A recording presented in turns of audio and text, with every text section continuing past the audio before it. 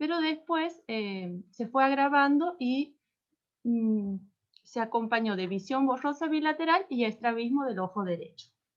Como antecedentes personales de la paciente, una paciente hipotiroidea diagnosticada a los 9 años de edad y obesa. Actualmente toma la levotiroxina de 75 miligramos. Se decide su internación, en donde recibe pulsos de corticoides y se externa a los 10 días con seguimiento ambulatorio. Bueno, tenemos una paciente que consulta por una cefalea, que al principio era occipital, que después se hizo holocraneal, de moderada a grave intensidad. La nena la refería tipo pulsátil, que se acompañaba de náuseas, que aumentaba con el ejercicio y que al principio disminuía con el reposo o con analgésicos comunes, pero que después se fue haciendo de difícil manejo. Por lo que consulta en su inicio con el servicio de oftalmología, en donde se le realiza una agudeza visual sin alteraciones y se decide controlarla de forma ambulatoria. La cefalea empezó a aumentar de intensidad y se agrega la disminución de la visión en ambos ojos y un estrabismo convergente del ojo derecho, por lo que en el mes de febrero consulta con el servicio de neurología, en donde se le realiza una resonancia magnética nuclear y un electroencefalograma, ambas con resultados normales.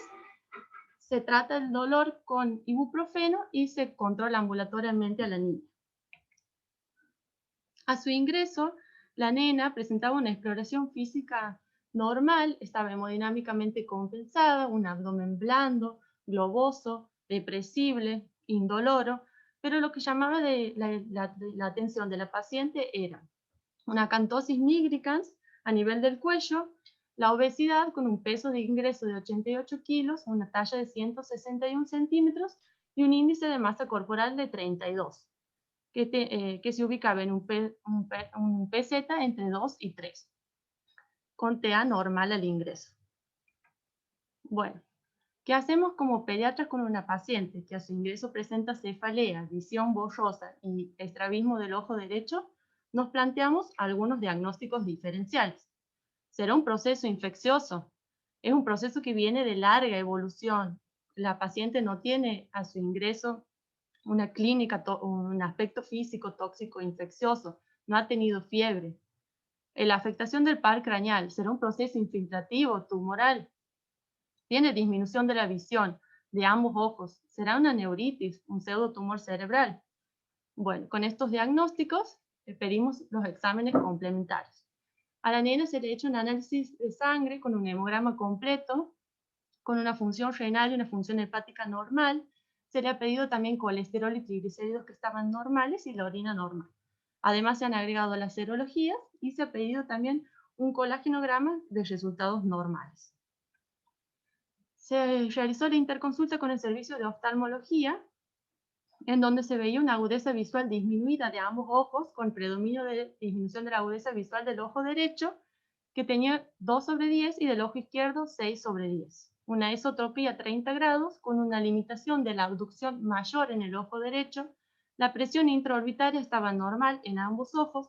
Se le ha hecho un test de Ishihara, que es para ver alteraciones en los colores o discromatopsias en los cuales estaban normales de ambos ojos. Se ha tomado también el reflejo de fotomotor y consensual de las pupilas normales y un fondo de ojo que estaba una alteración. En ambos ojos se presentaba edema de papila con hemorragias en llama y exudados algodonosos peripapilares, edema macular con exudados duros y la retina periférica respetada. También se hizo campimetría, que estaba alterada.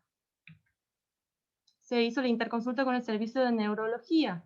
El examen clínico neurológico resultaba normal, salvo la afectación del sexto par craneal, y los especialistas sugieren, además de los especialistas en oftalmología, realizar imágenes complementarias. A la paciente se le ha realizado resonancias magnéticas del cerebro con y sin contraste. También se le ha realizado electroencefalograma, resonancia de columna, angioresonancia venosa y electroencefalograma. Como el único resultado positivo se ha dado en las resonancias un engrosamiento de la mucosa a nivel del piso del seno maxilar, con una imagen de aspecto polipoidea. Es lo único positivo en las imágenes. Se ha pedido que busquen signos compatibles indirectos con hipertensión endocraniana. En ninguna de las dos resonancias que presenta la paciente se ha encontrado alteraciones. Y se ha realizado la punción lumbar, midiendo la presión de apertura del líquido cefalorraquídeo. Se ha adaptado un manómetro de mercurio, que nos ha arrojado un valor de 51 milímetros de mercurio, haciendo la conversión numérica. 1 milímetro de mercurio equivale a 1.3 centímetros de agua y nos da una presión de apertura de 70 centímetros de agua, que es alta para un valor normal de 20 en una paciente pediátrica, entre 20 y 25. El físico-químico se encontraba normal y un examen bacteriológico y virológico negativo. ¿Cuál es nuestro diagnóstico? En una paciente adolescente, obesa, con cefalea, con disminución de la visión, edema de papila bilateral, con imágenes normales y afectación del sexto par craneal. ¿Cuál creen que es nuestro diagnóstico?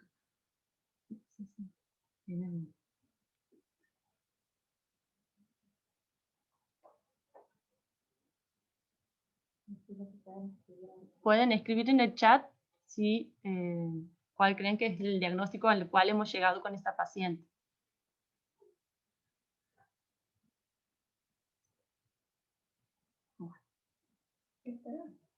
A ver, si alguien se anima o activan el micrófono. Una paciente adolescente, obesa, con cefalea, con disminución. Neuritis óptica. Ajá. Bueno, puede ser una paciente con la neuritis óptica, se puede presentar con edema de... Ajá, se puede presentar con edema de papila bilateral, disminución de la visión, generalmente es unilateral, generalmente afecta los colores, o se tiene discromatopsias, tiene alteración a nivel del reflejo pupilar, por alteración de la vía aferente, las imágenes generalmente son patológicas, así que... El laboratorio. Y tiene laboratorios, sí, generalmente son secundarias a infecciones virales, así que con todos estos datos de la paciente, nosotros hemos llegado a un diagnóstico. ¿Qué más podemos preguntar? Vale. Bueno. Pues ya por no haber hecho médico. Ajá. ¿Ya no? Sí. Bueno. Con todos estos diagnósticos, con todos estos criterios clínicos y signos clínicos, hemos llegado al diagnóstico de hipertensión intracraneal benigna o pseudotumor cerebral. Bueno, hemos investigado varios trabajos, y bueno, aquí les presento algunos. Tenemos el primero, el pseudotumor cerebral en niños, etiología, características clínicas y evolución. Es un estudio retrospectivo de 12 años de duración que estudian 12 niños con una media de edad de 10 años. El 90% eran mujeres que presentan como síntomas clínicos características la cefalea, la diplopía o la visión borrosa. En los niños se evidenció un posible desencadenante en 5 casos. 2 de ellos eran farmacológicos. Uno estaba recibiendo tratamiento con una hormona de crecimiento por una talla baja y el otro tratamiento con corticoides por una colitis ulcerosa. 3 se han asociado a una infección por Mycoplasma pneumoniae. Los 3 han recibido tratamientos para el Mycoplasma pneumoniae y han mejorado la sintomatología y el fondo de ojo sin recibir tratamientos específicos para el pseudotumor cerebral. El 91% recibió tratamiento médico. El control clínico ambulatorio con remisión a los 6 meses fue del 67% y la evolución fue favorable en todos los pacientes. El segundo trabajo es un estudio también retrospectivo de 18 años en donde se evalúan 28 pacientes y se los divide en prepuberales y postpuberales según la edad de presentación. Hasta los 12 años se los divide en prepuberales y después de los 12 años como postpuberales. El 83,3% de esta población eran varones. El 66,7% presentaban obesidad. La sintomatología más frecuente fue la cefalea y la visión borrosa. Todos tenían papiledema. El 20% aproximadamente presentaron afectación del sexto par craneal. Se identificó un posible desencadenante en el 28% de estos pacientes y el 13% presentaban sinusopatías. El 19% presentó recurrencia clínica. Todos los que presentaron recurrencia eran prepuberales y la resolución completa se produjo en el 55% de estos pacientes. El tercer trabajo que hemos estado, el tercer trabajo también es un trabajo retrospectivo de 18 años de experiencia, en el que divide los pacientes en fontanela abierta y fontanela cerrada.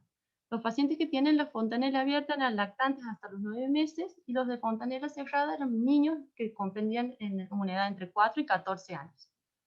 El criterio diagnóstico en los de fontanela abierta fue la fontanela abombada y el de los fontanelas cerrada, el papiledema en el 100% de los casos.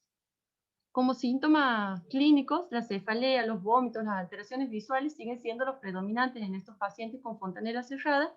En cambio, los que tienen fontanela abierta, los síntomas eran más inespecíficos, prevaleciendo la irritabilidad y los vómitos.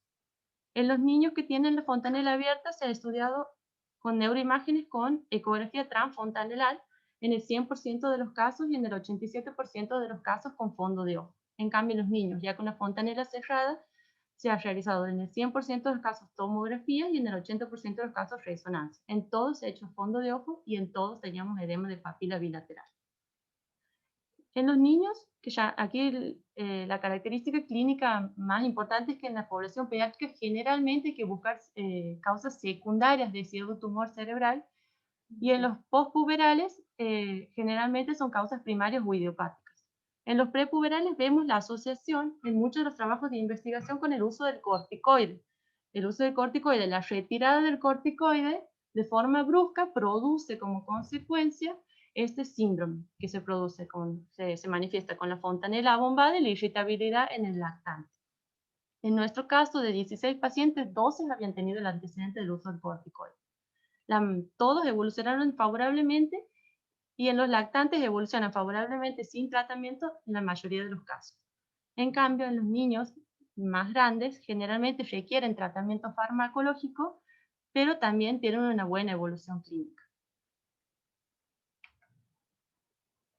Se han revisado los criterios diagnósticos. En nuestra paciente presentan los 5 criterios diagnósticos para pseudotumor cerebral. Esta es la última actualización que se ha hecho en el 2014, en el cual te marca 5 criterios. El primero es el papiledema, el segundo es el examen neurológico normal, salvo la afectación de los pares craneales, generalmente el sexto par. También puede afectar el tercero y el séptimo par craneal, pero esos serían menos frecuentes. Las neuroimágenes normales, con parénquima cerebral normal, sin evidencia de hidrocefalia, de lesión ocupante, de lesión estructural ni realce meningio. Se sugiere resonancia del cerebro con y sin contraste en pacientes típicos como nuestra paciente, mujer y obesa. Y para el resto de los pacientes, una resonancia, una geografía, una resonancia cerebral venosa del cerebro. La composición del líquido cefalorraquídeo normal y una presión de apertura elevada en la punción lumbar, mayor a 25 centímetros de agua en el adulto y 28 centímetros de agua en los niños. Una punción realizada correctamente. Nuestra paciente tenía 70 centímetros de agua. Y en esta diapositiva vamos a ver cómo se relaciona la obesidad de los pacientes postpuberales con el pseudotumor cerebral. La principal complicación de la obesidad en los pacientes pediátricos a nivel neurológico es el pseudotumor cerebral. Tiene una prevalencia de 1 en 800 pacientes. Los varones y las mujeres prepúberes son igualmente afectados, pero a partir de la pubertad es más frecuente en las mujeres en una relación 2:1 relacionado con la obesidad y sobrepeso. En el último trabajo, Epidemiología del pseudotumor cerebral, se estudiaron 379 casos en el cual 11% tenían sobrepeso y el 65% tenían obesidad. O sea, en un total de 379 pacientes, 76% tenían sobrepeso u obesidad. Es un número bastante alto. El riesgo relativo por obesidad frente al normopeso en niños es en varones de 3 veces más y en mujeres de 8 veces más. Y asciende a 23 y 26 veces más respectivamente en edades de entre 12 y 15 años.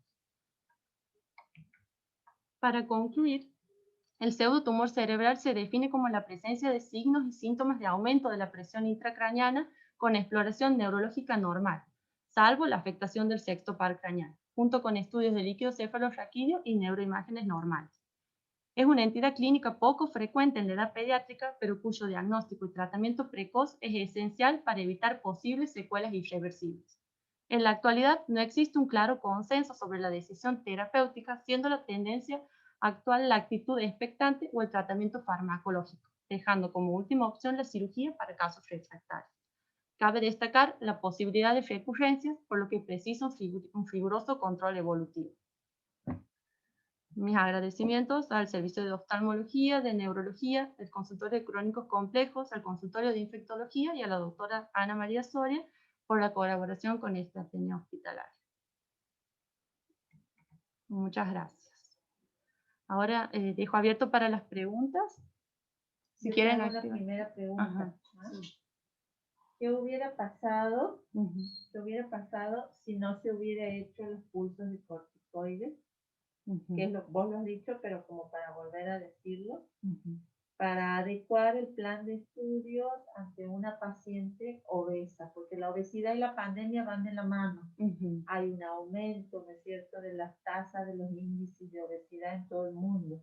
Sí. Entonces, ergo, el pseudotumor hay que sospecharlo En todas en pacientes que todo ingresan. paciente obeso con cefalea. Ujú. Entonces, volviendo a nuestra paciente, ¿qué hubiera pasado?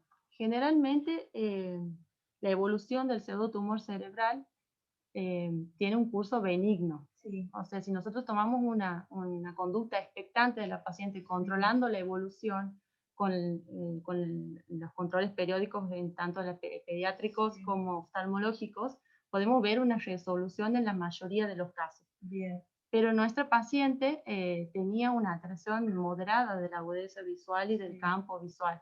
Eh, ha tenido un curso favorable. Uno de los tratamientos es el corticoide, Sí. que puede haber favorecido la reabsorción de ese líquido junto con la punción lumbar, que ha eliminado líquido y ha mejorado clínicamente la paciente después de esos dos tratamientos. Sí. O sea que se asocia, digamos, el tratamiento con el uso de corticoides y con el uso de punciones lumbares repetidas en la paciente, pero en este caso, cuando ella ha ingresado, no lo hemos sospechado a tiempo y el tratamiento puede haber sido otro y podríamos haber tenido otra resolución. El tratamiento ideal es el acetazolamida y se puede agregar un diurético como la furosemida, y si tiene una cefalea muy refractaria se está evaluando el topiramato también. Claro, y más en esta paciente que va a mejorar la migraña que tenía. La nena ha ido evolucionando favorablemente en el último control oftalmológico y ha recuperado la agudeza visual. Tiene del ojo izquierdo un 10/10 y del ojo derecho 9/10. La cefalea ha mejorado. Está con seguimiento por nutrición, que es muy importante porque el bajar de peso ayuda a mejorar los síntomas y muchas veces remiten bajando entre un 6 y un 10% del peso corporal inicial. Actualmente la paciente está con seguimiento tanto con endocrinología por su hipotiroidismo y con nutrición por su obesidad. Así. ¿Alguna otra pregunta? A ver, vamos a ver. Aquí. A ver. Bueno, ahí te preguntaba y ya les contestaba la evolución. Claro. Muchas gracias. El índice de sospecha, que es muy importante. Claro, hay que estar atentos nosotros como pediatras en formación entre una paciente que ingresa por nuestro consultorio o por la guardia más del sexo femenino con obesidad, sospechar si nos refiere cefalea, un posible pseudotumor cerebral y derivar al oftalmólogo para que le haga el correcto examen visual y diagnosticarlo a tiempo y darle el tratamiento que realmente corresponde para la paciente. ¿Podrías marcar las palabras eje para terminar? Las palabras ejes, sí. Ahí tenemos. Ahí tenemos las palabras principales: adolescente, obesa, con cefalea, con disminución de la visión, en el examen oftalmológico edema de papila, con imágenes normales, y en algunos casos la afectación del sexto par craneal, sospechar de pseudotumor cerebral. Perfecto. Muchas gracias.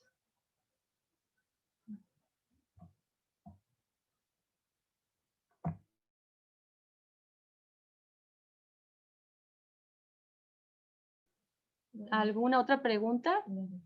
Sí. Y si no, nos despedimos. Espero que les haya sido de utilidad este Ateneo y muchas gracias por estar presentes.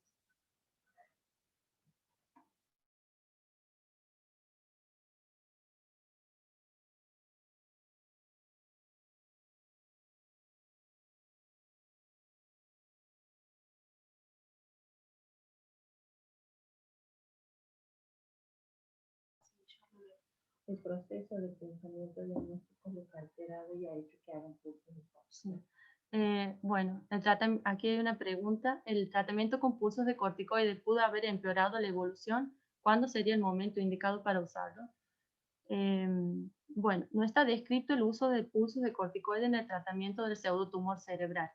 Al inicio, en el ingreso de la paciente, tenía una alta sospecha de neuritis óptica, por eso es que se ha usado los pulsos de corticoides. En realidad lo que se usa son los corticoides vía oral, pero asociados al tratamiento con acetazolamida. En este caso, la paciente ha mejorado con el pulso de corticoides. Si bien no es la indicación en esas dosis y en ese esquema, con los pulsos y con la punción lumbar, la paciente ha mejorado. No sé si respondo la pregunta. La próxima vez no lo hacemos. Esa sería la... Claro. Claro, la próxima vez, ya teniendo estos tips en la cabeza, nos planteamos al paciente de otra forma y no lo iniciaríamos al tratamiento con pulso de corticoides. Si bien la neuritis óptica es una urgencia Sí. y en un balance, Claro, digamos, el costo-beneficio era alto el de usar el corticoide en cuanto a beneficio. O sea, claro. por ese lado quedaría justificado. Claro. No sé si se ha escuchado. Aprendido la... Bueno, ¿se ha escuchado la respuesta? Muchas gracias. Bueno, muchas gracias.